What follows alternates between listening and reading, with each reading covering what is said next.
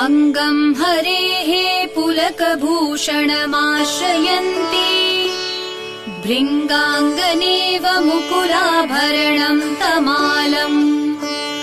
अङ्गीकृताखिल विभूतिरपाङ्गलीला माङ्गल्यदास्तु मम मङ्गलदेवतायाः मुग्धा मुहुर्विदधति वदने मुरारेः प्रेमत्रपा प्रणिहितानि गतागतानि मालादृशोर्मधुकरीव महोत्पलेया सा मे श्रियं दिशतु सागरसम्भवायाः आमीलिताक्षमधिगम्य मुदा मुकुन्दम् आनन्दकन्दमनिमेषमनङ्गतन्त्रम् आकेकरस्थितकनीनिकपक्ष्मनेत्रम् भूत्यै भवेन्मम भुजङ्गशयाङ्गनायाः बाह्वन्तरे मधुजितः श्रियकौस्तुभेया हारावलीव हरिनीलमयी विभाति कामप्रदा भगवतोऽपि कटाक्षमाला कल्याणमावहतु मे कमलालयायाः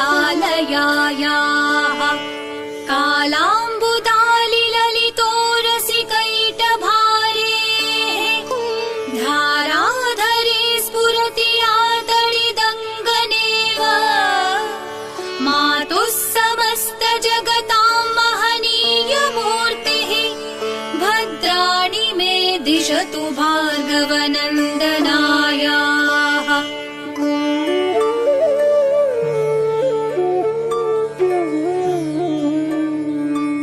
प्राप्तं पदं प्रथमतः खलु यत्प्रभावात् माङ्गल्यभाजि मधुमाथिनि मन्मथेन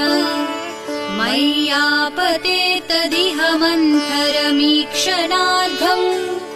मन्दालसं च मकरालय कन्यकायाः विश्वामरेन्द्रपदविभ्रमदानदक्षम्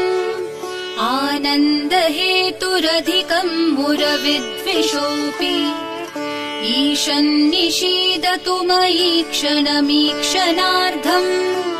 इन्दीवरोदरसहोदरमिन्दिरायाः इष्टाविशिष्टमतयोऽपि यया दयार्द्रदृष्ट्या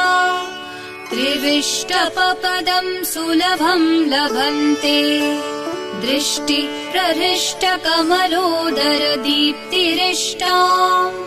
पुष्टिं कृषीष्ट मम पुष्करविष्टरायाः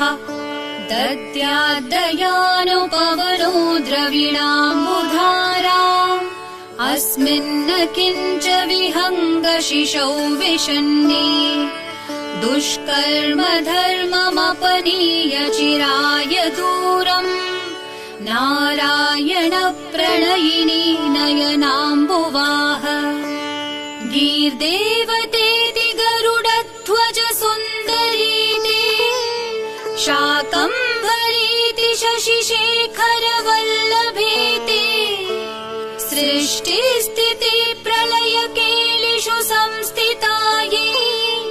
तस्यै नमस्त्रिभुवनैकगुरोस्तरुण्यै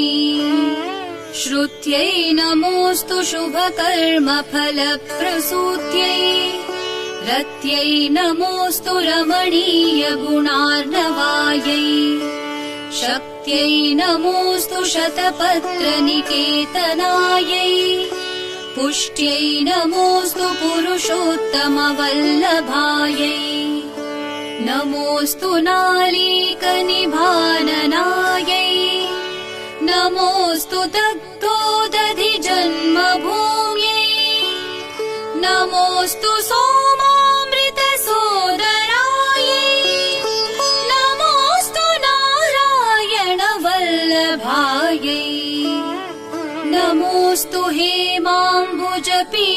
नायिकायै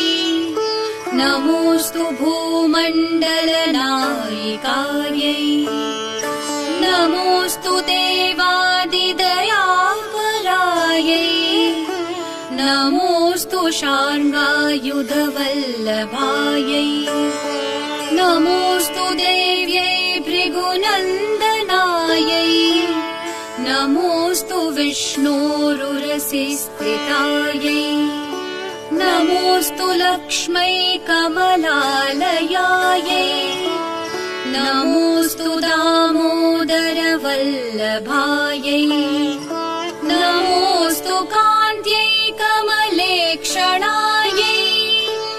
नमोऽस्तु भूत्यै भुवनप्रसूत्यै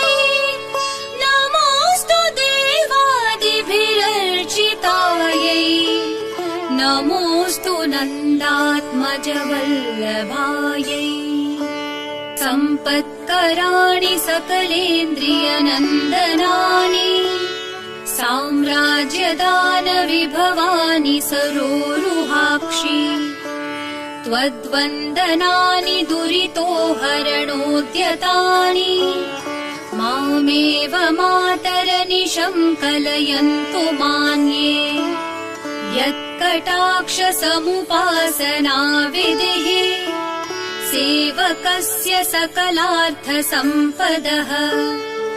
सन्तनोति वचनाङ्गमानसैः त्वां मुरारिहृदयेश्वरीं भजे सरसिजनिलये सरोजहस्ते धवलतमांशुकगन्धमाल्यशोभे भगवती हरिवल्लभे मनोज्ञे त्रिभुवनभूतिकरी प्रसीद मह्यम् दिग्हस्तिभिः कनककुम्भमुखावसृष्ट स्वर्वाहिनी विमलचारुजलप्लुताङ्गी प्रातर्नमामि जगतां जननीमशेषलोकाधिनाथगृहिणीम् अमृताब्धिपुत्री कमले कमलाक्षवल्लभे त्वम् करुणापूरतरङ्गितैरपाङ्गैः अवलोकय माम किञ्चनाना प्रथमं पात्रमकृतं दयायाः स्तुवन्ति ये स्तुतिभिरमीभिरन्वहम् त्रयीमयीं त्रिभुवनमातरं रमां गुणाधिका गुरुतर भाग्यभागिनो भवन्ति ते भुवि बुधभाविताशयाः इति श्रीमच्छङ्कराचार्याकृत श्रीकनकधारास्तोत्रम् सम्पूर्णम्।